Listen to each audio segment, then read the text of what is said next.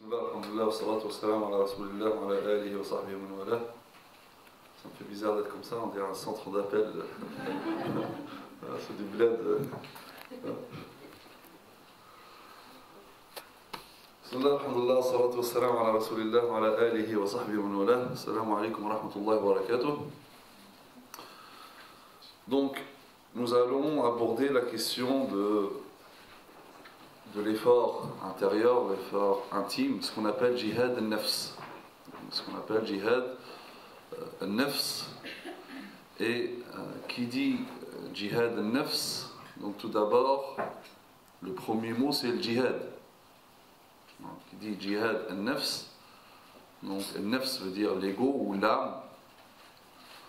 Et jihad, donc qu'est-ce que le jihad avant tout? Alors, le terme djihad, ou cette notion de djihad, c'est peut-être la notion, parmi les notions de l'islam, qui a fait l'objet de beaucoup d'incompréhension, de déformation, d'altération. Le terme djihad, de nos jours, donc, c'est un terme qui fait peur. Il est même le symbole de ce qu'il y aurait en islam de plus obscur. Djihad donc égale violence. Djihad égale terrorisme. Qui dit djihad dit djihadiste. On emploie volontairement des noms qui font peur. Djihadiste, il y a quelques années, ce mot n'existait pas. On vient juste de l'inventer. Djihadiste, c'est un mot qui fait peur. C'est-à-dire quoi un djihadiste? Mais il ne le définit jamais. Parce que finalement, tout le monde peut être accusé de djihadisme. Je ne sais pas pour quelle raison on pourrait te coller cette étiquette. Alors que le djihad, c'est tout autre. Donc comme j'ai dit, il y a deux tendances comme ça par rapport au djihad. Donc l'un qui est dans l'excès, l'autre dans le laxisme. Il y a quelques années, même en Inde, à travers des sectes qui ont apparu poussés par les Britanniques lorsqu'ils occupaient l'Inde, comme les Baha'i et les Qadiani. Donc pour eux, donc, l'idée c'était de bannir cette notion de l'islam. Faire de l'islam une religion dans lequel on enlève totalement le djihad, parce que le djihad à l'époque c'était la résistance contre l'occupant. Et les Britanniques donc ont tout fait donc, pour établir des groupes religieux qui se réclament de l'islam, mais qui appellent à l'abrogation de cette notion, donc, bannissement de cette notion. Donc certains ont voulu bannir totalement donc le djihad, cette notion de l'islam, donc ce qui représentait donc la soumission totale à l'occupation. D'autres sont tombés dans l'excès et donc ont mal compris cette notion de djihad, et au nom de djihad ils déclarent une guerre au monde entier à tous les non-musulmans d'une manière générale. Pour eux, la seule relation entre les musulmans et les non-musulmans, c'est la guerre. Et après, d'ailleurs, le cercle va même s'agrandir, même contre les musulmans eux-mêmes. Dès lors que tu ne partages pas mon avis, eh ben je fais aussi le djihad contre toi, parce que si tu ne partages pas mon avis, c'est que tu es excommunié, tu n'es plus musulman. Donc, et c'est resté entre ces deux extrêmes. L'un donc c'est l'excès, l'autre le laxisme. Alors que le djihad, finalement, parce que au sens étymologique, le terme djihad c'est l'effort, c'est fournir un effort d'une manière générale. Cheikh Youssef al-Qaradawi, hafidhahullah, il a écrit un livre extraordinaire sur ce sujet qui s'appelle Fiqh al-Jihad, comprendre le djihad en deux gros tomes, dans lequel vraiment il développe cette notion-là sous toutes ses formes. il conclut que le djihad, finalement, a 4 niveaux. Il a 4 niveaux, chaque niveau a des sous-niveaux. Donc les 4 grands niveaux du djihad, c'est tout d'abord djihad al-nafs, donc un djihad contre son ego, son nafs, djihad al-nafs, c'est le sujet d'aujourd'hui. Et il contient lui-même 4 niveaux. Il y a, donc le deuxième niveau, c'est djihad al-shaytan, un djihad contre al-shaytan, et il contient 2 niveaux. Donc 2 niveaux. Le premier niveau, c'est un djihad contre les doutes et les controverses que peut insuffler le shaitan à propos de ta foi, de ta religion. Donc ça, on s'appelle shubuhat. Et le deuxième niveau, donc toujours dans le deuxième, c'est djihad contre les insufflations qui concernent tes passions et tes désirs.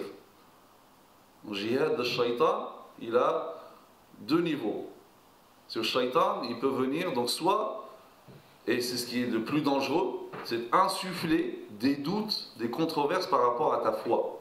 Te faire douter de ta foi pour ne pas, donc, pratiquer ta religion correctement. Donc il va t'insuffler des doutes par rapport même à la croyance elle-même, par rapport à Allah Azza wa Jalla, par rapport au prophète sallallahu alayhi wa sallam, par rapport à la pratique religieuse. Il va te mettre des doutes. Pourquoi telle chose, mais peut-être qu'il y a autre chose, et il va t'embrouiller le cerveau par tous ces doutes.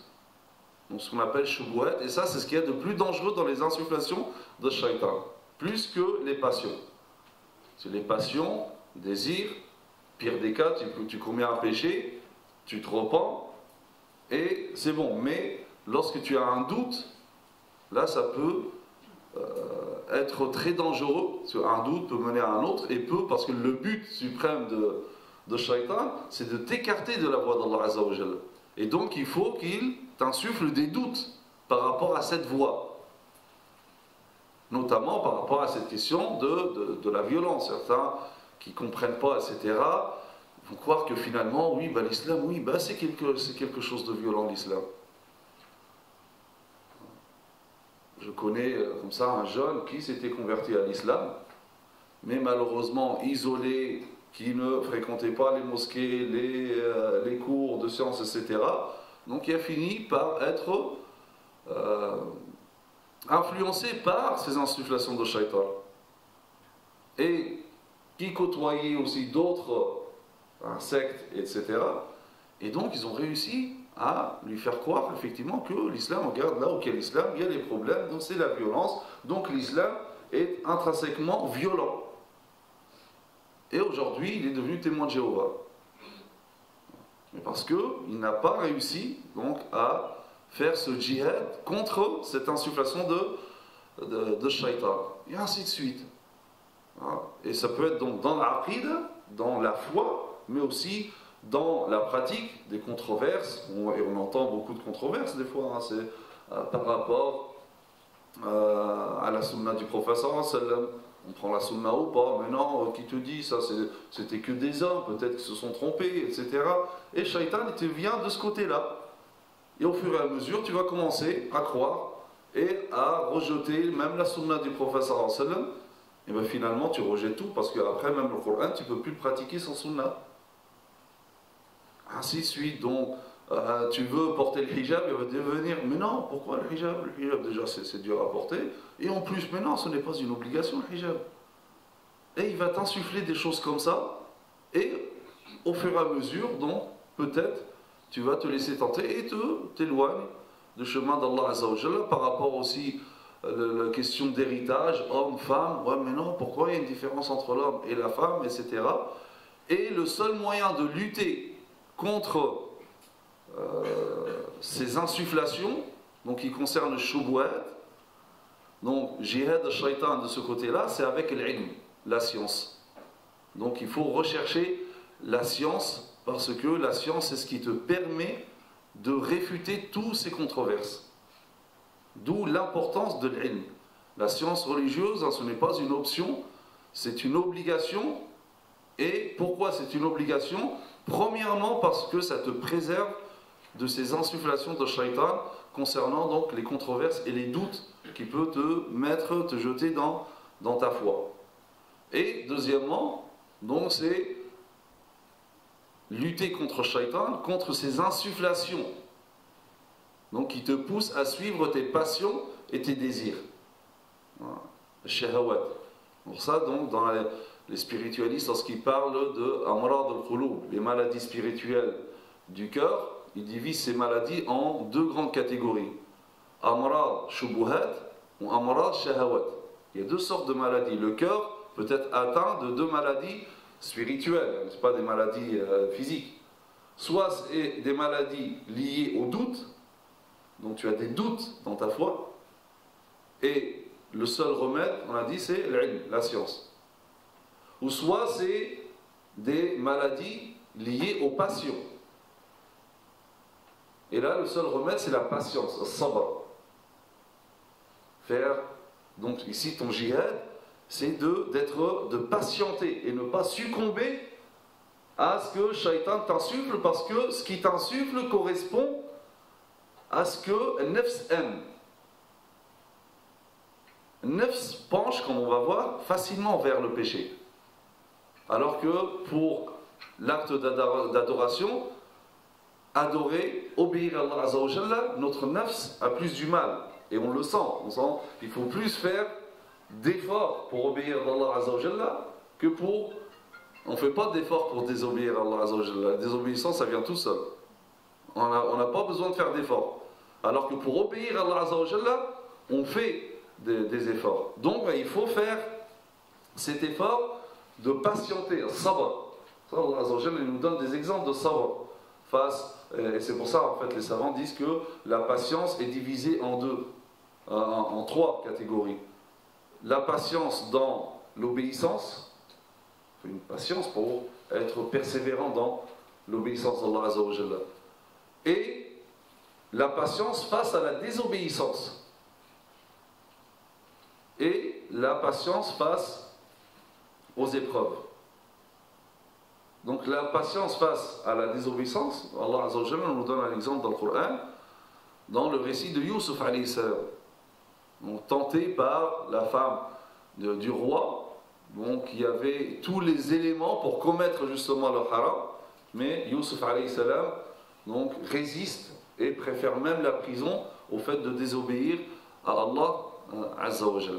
Donc ça c'est jihad, donc il y a jihad al-nafs, on va parler donc des catégories de jihad al-nafs et l'importance de ce jihad al-nafs.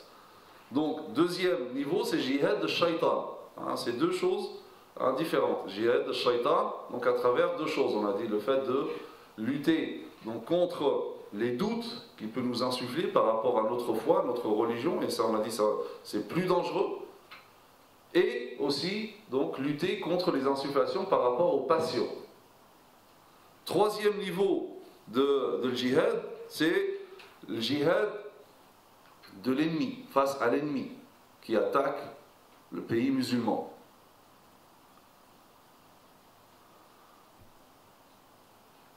Et il est composé lui-même de 4 niveaux. Donc djihad bil qalb, un djihad donc par le cœur, par la langue, par le lisan, par la langue, par le mal, par le bien, et par le nefs, par sa vie, donner sa vie pour défendre. Ici, dans ce sens-là, le djihad, on peut le traduire par le devoir de résistance. C'est le devoir de résistance. On résiste comment? On résiste toujours par le cœur. Comme disait Cheikh Mustafa Mashhour, le deuxième guide des frères musulmans, il disait Akhrijou al-Ingliz min qulubikum yakhruju min ardikum. Sortez, il parlait donc en Égypte, du temps de la colonisation britannique, il disait sortez les Anglais de vos cœurs, ils sortiront de votre terre. Donc tout commence par se sentir libre déjà dans le cœur, donc un travail du cœur d'abord. donc c'est résistance par le cœur, par lisan, par la parole, bien sûr qu'on dit parole, écrit, etc. C'est aussi une forme de djihad, de résistance. Résistance par les biens, parce que ça a besoin, on a besoin de donner de ses biens, de sacrifier de ses biens pour cette résistance, et résistance finalement, si tout ça n'a pas suffi, par la vie, donner donc de sa vie, de ses biens, pour donc défendre le pays musulman donc, qui est attaqué par l'ennemi. Donc c'est dans ce sens-là, on dit tout simplement que le djihad, lorsque le djihad prend une forme armée, c'est tout simplement le devoir de résistance. Alors, parce que même dans la tradition, c'est important de mettre des mots par rapport à ces notions. Et tout simplement, lorsqu'on vous parle de cette lutte armée ou cette résistance armée ou la forme, lorsque le djihad prend la forme armée, tout simplement, il faut dire que là, il s'agit de devoir de résistance. Le quatrième niveau de djihad, c'est le djihad contre l'injustice et la corruption.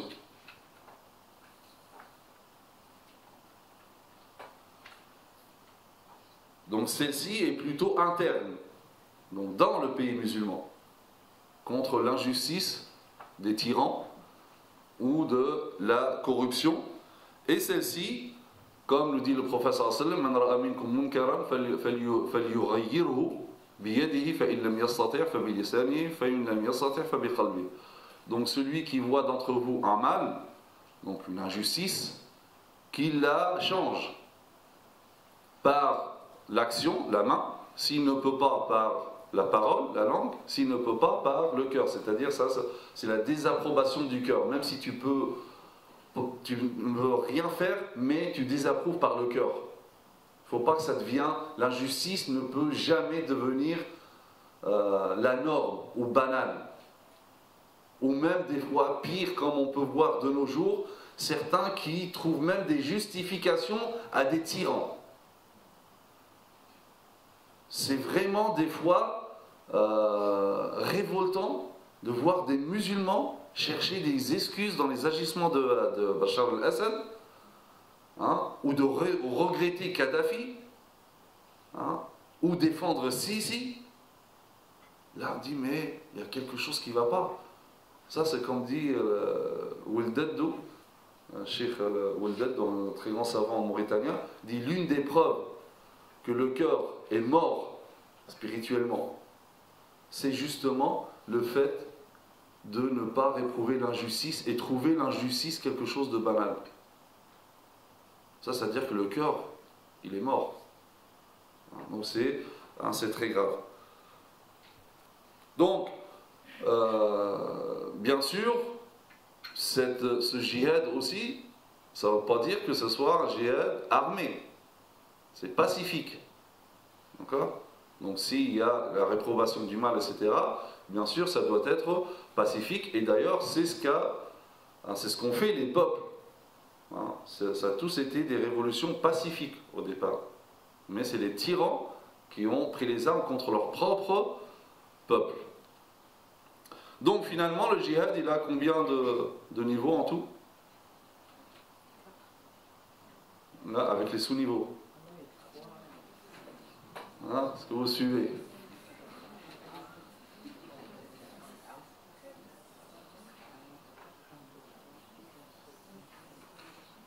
« 13, exactement.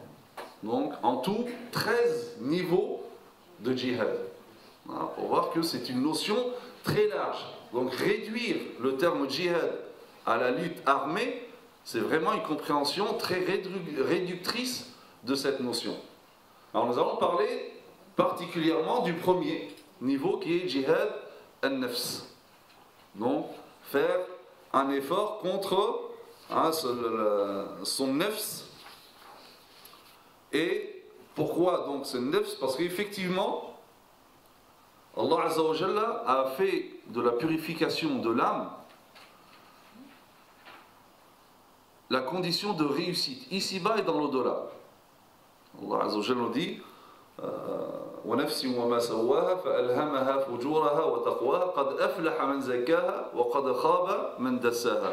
Et par l'âme, et celui qui l'a harmonieusement façonné, il lui a alors inspiré son immoralité, de même que sa piété.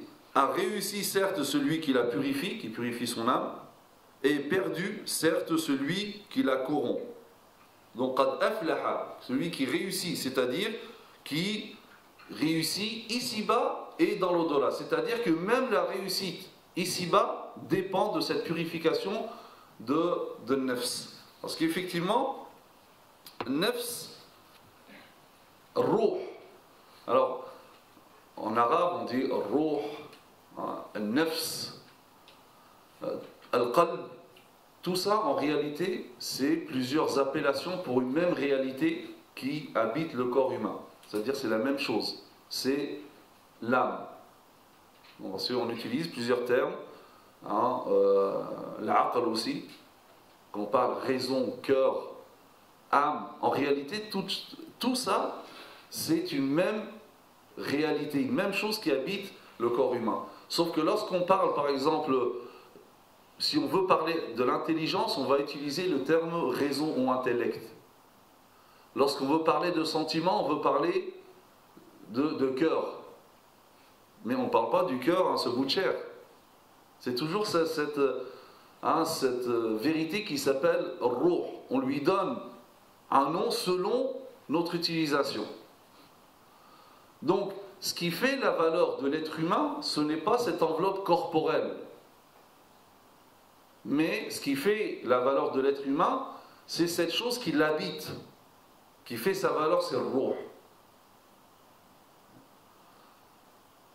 Effectivement, même lorsque vous recevez un courrier, qu'est-ce qui est plus important, le contenu ou l'enveloppe? Le contenu. Tu peux avoir une très belle enveloppe. Mais si à l'intérieur c'est une amende ou les factures, etc., même, machallah, elle est dorée, etc., dehors, mais peu importe le contenu. Ou si, je ne sais pas, moi, il t'a envoyé un chèque de 3000 €, mais l'enveloppe, elle est banale, rien, etc., peu importe. Quand tu vas ouvrir, ce qui est important, c'est ce qu'il y a à l'intérieur. Le mieux, c'est qu'il y ait les deux. Là, c'est pareil par rapport au ruh. Ce qui est important, c'est l'intérieur. Et, normalement, ça doit aussi se refléter sur l'extérieur, pour que le musulman soit aussi beau extérieurement qu'intérieurement. La beauté intérieure et la beauté extérieure, les deux sont importantes, mais le plus important, donc, c'est ruh. D'où le fait de purifier son âme. C'est l'une des choses les plus importantes et essentielles en islam. Et d'ailleurs, les prophètes, tous les prophètes sont venus avec 3 missions essentielles. L'enseignement de la religion, de la loi divine, l'exhortation, loi, et tazkiya, la purification des âmes.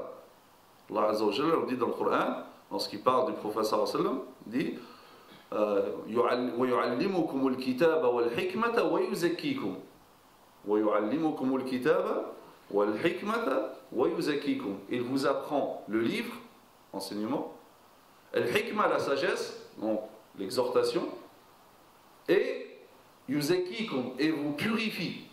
Donc 3 missions: l'enseignement, l'exhortation et at-tazkiya. C'est pour cela, ça c'est les missions des prophètes et le but de tout croyant pur. C'est pour ça il faut mettre l'accent sur ces 3 choses-là dans toute activité. Il y a un côté d'enseignement, donc d'instruction. L'instruction seule, ça ne suffit pas. C'est pas ça qui va te donner la purification spirituelle. Donc il faut un travail de spiritualité à côté. Sinon l'instruction seule, ça donne des gens au cœur dur. C'est que halal, haram, bid'a, shirk, que... Non, il faut un côté de purification de l'âme avec. Sinon, tu te perds dans tout ce qui est fiqh, etc. Et l'exhortation. Donc, Voilà les missions des prophètes. Et donc, parmi ces 3 missions principales, la purification de l'âme, parce que l'âme, c'est très important et c'est ce qui représente, comme j'ai dit, la valeur de l'être humain, et parce que l'âme est prédisposée à la fois au bien et au mal, à l'immoralité et à la piété. Et d'ailleurs, l'âme est plus prédisposée à l'immoralité, à l'impiété qu'à la piété. C'est pas par hasard que Allah Azza wa Jalla, dans les versets précédents, il a commencé par l'impiété. فَأَلْهَمَهَا فُجُورَهَا وَتَقْوَاهَا. Il lui a inspiré son immoralité et sa piété. Il a commencé par l'immoralité, ensuite la piété, parce qu'effectivement l'âme est davantage prédisposée à l'immoralité, à l'impiété, à la désobéissance, plus qu'à la piété. Comme je vous ai dit tout à l'heure, pour le péché, la désobéissance, l'âme y trouve son compte. Donc c'est très facile de désobéir à Allah Azza wa Jalla. Par contre, pour faire des actes de piété, là il faut un effort.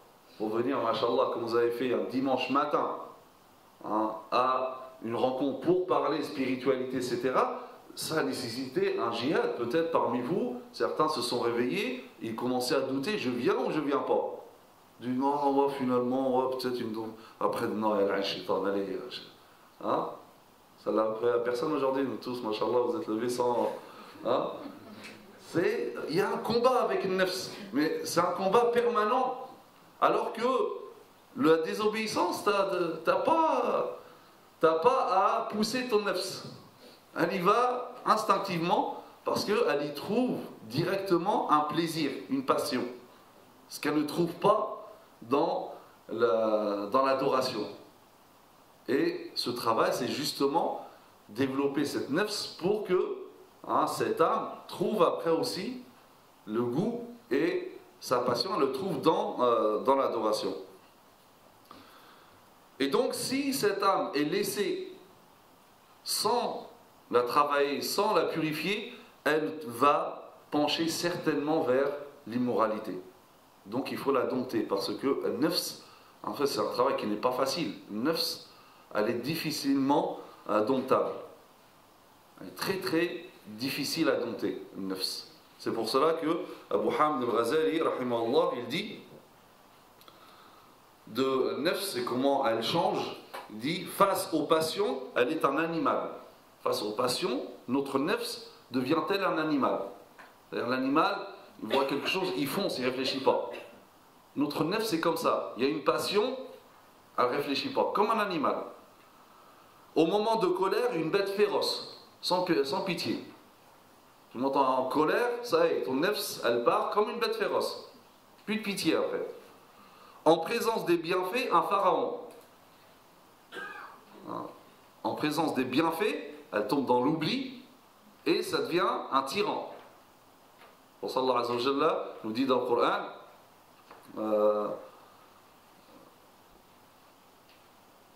أرأيت الذي ينهى عبدا إذا صلى après أن رآه استغنى كلا إن الإنسان لا يطغى أن رآه استغنى كلا إن الإنسان لا يطغى أن رآه استغنى.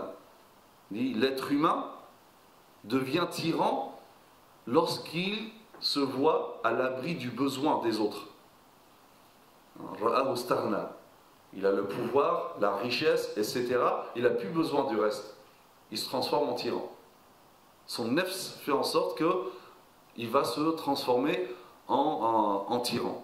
Donc c'est pour ça l'imam al-Ghazali ici dit, en présence des bienfaits, cette âme devient telle un pharaon.